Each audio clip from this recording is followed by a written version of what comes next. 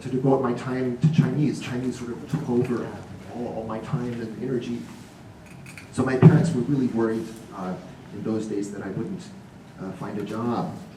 But my Chinese classes went very well. I think some of the reasons were that the Chinese classes were very small. In those days, this was in 1969, September, October 1969, there were not very many students in America studying Chinese. It's quite different nowadays. I'll talk a little bit about that later on. But we had 7 people in my class, and a very motherly, reassuring, comforting teacher. We had 8 hours a week of class, so this was almost semi-intensive. 5 hours a week, 1 hour every day of drill and exercise and discussion, all in Chinese, never a word of English. They were very, very strict about this. So that type of class, they called it drill class, but actually it was drill and conversation. Ni Lao Shi was in charge of this, and we learned so much. And the other 3 hours a week was explanation in English of grammar and cultural background, sociolinguistic matters, and then some more practice in Chinese. So it's important to note that we had these 2 different kinds of classes. And I think one thing that I've learned all these years in learning various languages and trying to help others learn languages, for adult learners, anybody who's over 15 or 16 years of age, you really do need these 2 different aspects. You need some explanation and understanding, but then you also need lots and lots and lots of drill and practice and exercise. And the proportion, depending on the situation, you might want to do a little bit more of the one or a little bit less of the other. But in general, the drill and exercise and practice type of activity must play the major role. And the explanation, intellectual understanding,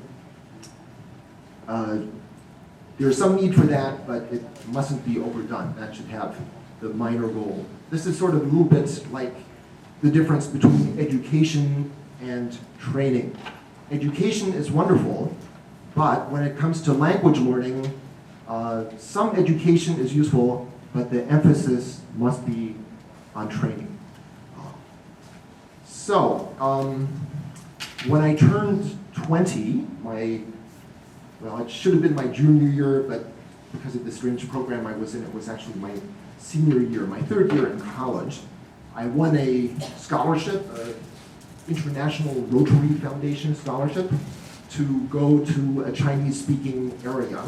I could have chosen Singapore. Maybe I made a huge mistake, I don't know. I ended up choosing Taiwan. This was 1971 to 72.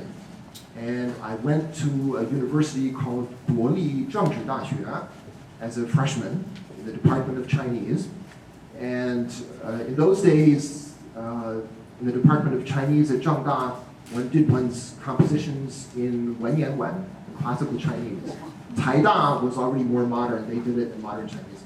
But Zhengda, in those days, freshmen did their compositions in classical. And here I was, I had studied 4 semesters of modern Chinese, and that was all. So I found it incredibly difficult. If I saw a ye at the end of a sentence, I thought it meant also. But of course, in classical Chinese and Wenyan, ye means something more like 就是这个样子 or 就是这个. It doesn't have anything to do with also. So I sort of flunked out, basically. I passed physical education, 体育, and also 国父思想, 因为孙中山先生的著作都是用白话文写的, so for me that was easier.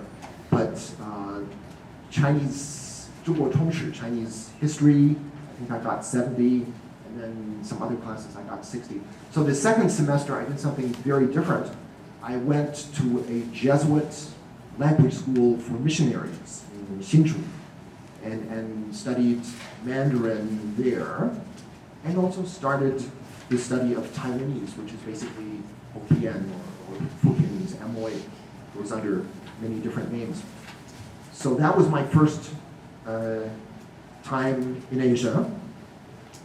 many, many wonderful experiences. The first week there, I actually met the woman who is now my wife, who's been my wife for the last 32 years. But also many funny situations and misunderstandings.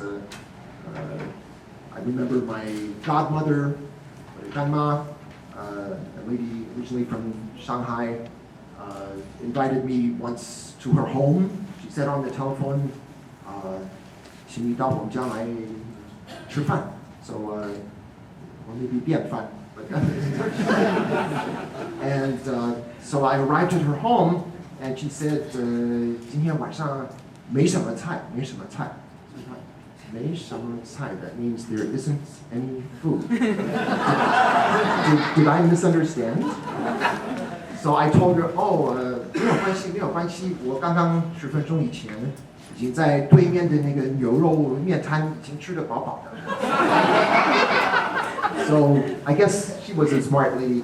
She figured out what was going on, so she said it was just 客气话.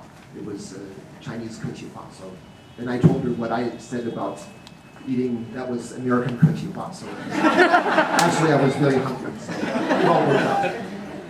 Well, back to Cornell, and 3 years of, I have a strange background. I got my bachelor's degree in only 2 years. That's faster than normal, I guess. But then I took 6 years to collect 2 different master's degrees, a 3-year master's degree in linguistics at Cornell, and then another 3-year master's degree in Chinese literature at Taida. But then after taking 6 years for 2 degrees that in some ways were rather useless, I got my PhD in 2 years. So in the end, it sort of worked out average length, I guess. So at Cornell, I studied lots more Chinese, and I began the study of Cantonese, Guodonghua. Cornell had then, and still has today, a strong program in Cantonese. You know, there are some universities in the United States that teach Cantonese, and an even smaller number that teach Taiwanese or Hokkien. And occasionally some programs will teach Hakka for a year or two, usually not for very long. My college, I'm proud to say, we're the only liberal arts college in America that teaches Mandarin and Cantonese and Taiwanese, all 3. Of course, Mandarin is by far the most important, and that's the one we emphasize. Now, also, on returning to Cornell for graduate school, I started classical Chinese. And I know from the Chinese point of view, classical Chinese is not a different language, that's all sort of part of Chinese. But from the Western point of view, especially the linguistic point of view, classical Chinese is a separate language. So if I'm in a boasting, show-off mode and I want to say I've studied 12 languages, I count classical Chinese. Well, and then later I also studied Japanese. And if I had more time, eventually things like marriage and having children and needing to find a job and earn a living came in the way of Korean and more Chinese dialects and other languages. But perhaps someday when I retire, I'll have time for more. Friends often ask me, of all of these languages, which was the hardest? You know? Well, I think objectively seen, it's sort of like beauty. It's very subjective. It all depends on your own background, your own situation, especially your native language and your native culture. So for a native English speaker, I think Chinese is definitely one of the hardest languages there is to learn. In my own experience, Japanese was even a little bit harder than Chinese. And that's because the Chinese characters, the Chinese writing system, as difficult as they are, they do fit the Chinese language. After all, they were created by the Chinese people for Chinese people. The Chinese characters do not fit the Japanese language at all. The Japanese language is basically very different. The grammar is different, everything is different. So in Japanese, not only is there a complicated verb morphology, which means lots of verb endings. I'm sure quite a few of you have probably studied Japanese